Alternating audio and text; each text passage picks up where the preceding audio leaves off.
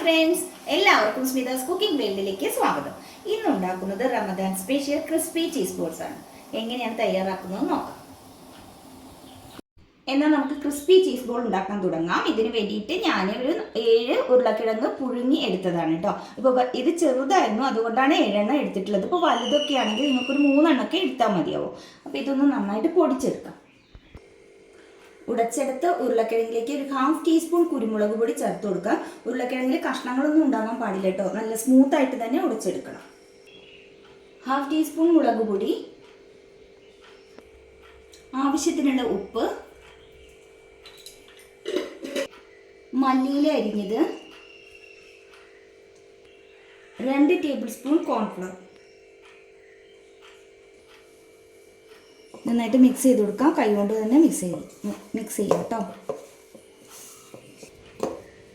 നന്നായിട്ട് മിക്സ് ചെയ്തിട്ടുണ്ട്. പക്ഷെ കയ്യിൽ ഇങ്ങനെ ഒട്ടുന്ന ഒരു പാകത്തിലാണ് ഇപ്പോൾ ഇരിക്കുന്നത്.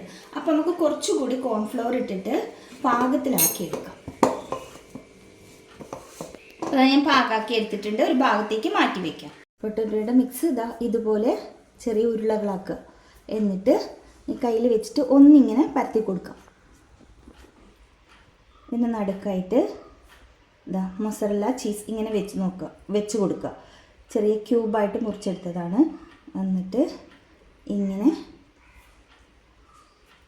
ആക്കാം. ഒട്ടും ഇതൊന്നും ഇല്ലാത്ത രീതിയിൽ, ഈ ചെറിയ ഗ്യാപ്പൊന്നും ഇല്ലാത്ത രീതിയിൽ വേണം നമ്മളിത് അടച്ചു കൊടുക്കുക, അല്ലെങ്കിൽ ഇത് ലീക്കാവും കേട്ടോ. അപ്പം ഇങ്ങനെ ചെയ്തെടുക്കാം.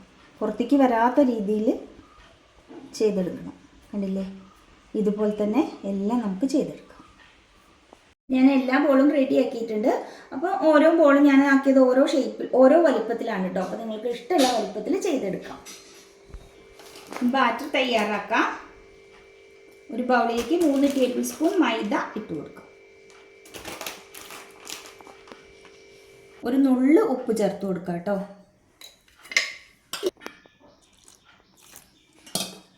വെള്ളം ചേർത്തിട്ട് ഒരു തിക്കായിട്ടുള്ള ബാറ്റർ വേണം ഉണ്ടാക്കിയെടുക്കാൻ. ഇതാ മാവ് റെഡി ആയിട്ടുണ്ട്. ഇതുപോലെ വേണം ചെയ്തെടുക്കാൻ. കട്ടയൊന്നും ഇല്ലാതെ ഉണ്ടാക്കിയെടുക്കണം.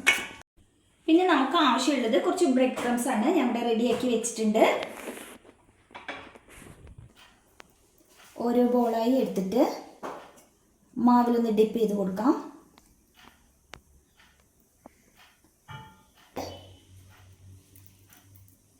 ബ്രെഡ് ക്രംസിലൊന്ന് റോൾ ചെയ്തെടുക്കാം.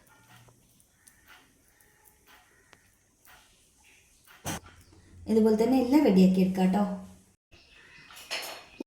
വറുത്തെടുക്കാൻ ആവശ്യമായ ഓയിൽ ഒഴിച്ചു കൊടുക്കാം.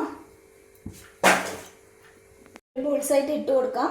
ഓയിൽ വല്ലാതെ ചൂടാവാൻ പാടില്ല കേട്ടോ. ഒരു മീഡിയം ഫ്ലെയിമിൽ വെച്ചിട്ട് വേണം ചെയ്തെടുക്കാൻ.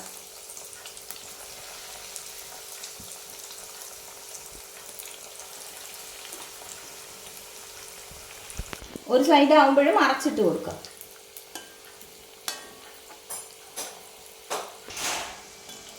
പാകമായിട്ടുണ്ട്. ഓയിലിൽ നിന്ന് മാറ്റാം.